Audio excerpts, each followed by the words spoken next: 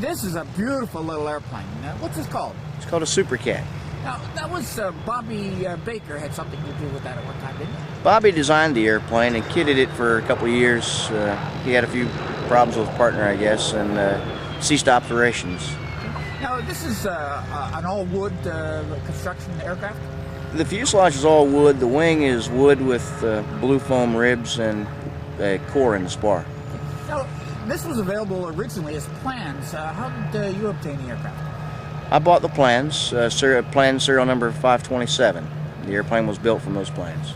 Now, the average person that's out there that's looking at doing something like this, what kind of an environment would they have to have in order to build it in? You could build the airplane in a garage or in a basement. I built the airplane in a basement. Had the complete airplane assembled in my basement, in fact. I moved it to the garage to do the covering and painting because my wife wasn't real happy with the smell. In the garage environment, for example, is there any kind of a special tools or jigs or anything that you would require to build? You need a table that's going to be about 16 feet long and about 3 feet wide is the only special type bench you're going to need. Conventional power tools, drills, drill presses, saws, that's about all you're really going to need.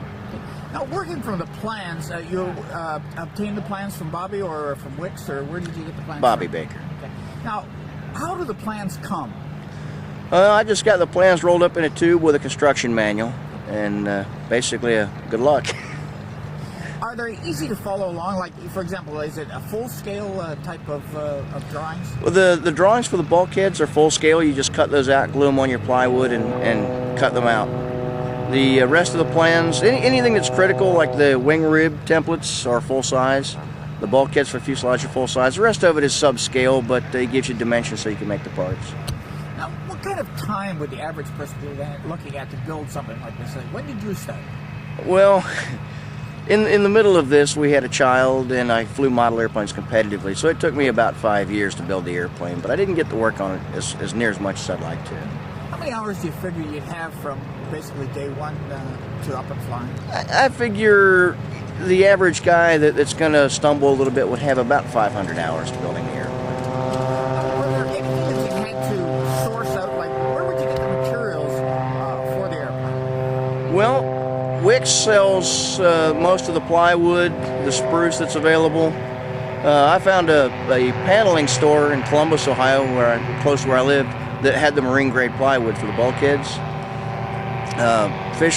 Mike Fisher had the spruce, so I could get that locally. I didn't have to order too much of it. Lowe's Home Centers, the Home Depot, they have the blue foam that's used in the airplane. The parts that you would have to outsource, if you can't weld, you'd have to buy the landing gear, the motor mount, things like that. And if you can't do fiberglass work, you'd have to buy the cowling, the gas tank, the top, and the tail wheel spring. Now, this was Bobby originally designed the Bobcat. Now, this is a SuperCat. What's the difference between the two? The Bobcat is an ultralight. The SuperCat is for the guys that want to go a little faster. The wing is a little beefier, and it's got the addition of the struts. Now, what about the engine option on this thing? The airplane was originally designed around the KFM, two-cylinder, two-stroke. Didn't prove to be very, very reliable or suitable for the airplane, so Bobby switched to the 277. Since then, we've gone as high as I've heard of guys with 532s on the airplane. I have the 503. Now, with a 503, what kind of performance would I get through takeoff, cruise, stall, climb, that type of thing? Well, my airplane, which is modified from Bobby Baker's original intent, my takeoff roll is depending on my weight, the airplane's takeoff weight, between 250 and 300 feet is takeoff roll. Landing roll is generally about 400 feet. My normal cruise is 85 miles an hour. Approach is 50 to 55.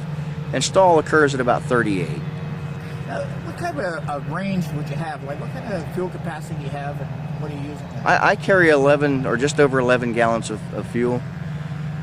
I can fly for 2.5 hours comfortably with a half-hour reserve. Now, what about, this is completely enclosed, and down here in Florida, it must get pretty hot in there. Really, it's not too bad. If I release the top, and it'll float up about 2.5 inches, and the vents that are on the side windows lets the air in and passes past me and out the top. So well, good morning, ladies and gentlemen. It's really not a problem. Lovely day, and as you can see, we have a somebody big wanted to array get more out here of information. Are you adverse to giving a name and phone number or web address? no, we've had a you can parade this contact me morning at of Steve the light Carruthers. aircraft, and SuperCat. we will be flying That's these, SuperCat. as soon as we get permission to That's go green. this is a website here, Fly on but the my flag email here, address when is it goes green, then it's they'll be letting them up. SCUPERCAT94@gateway.net is my email address. My home phone is 301-472-4898, and there is a web address. It's communities.msn.com /Bobcat/SuperCat. Thank you very much for your time. You're welcome. When that's finished at 5:30,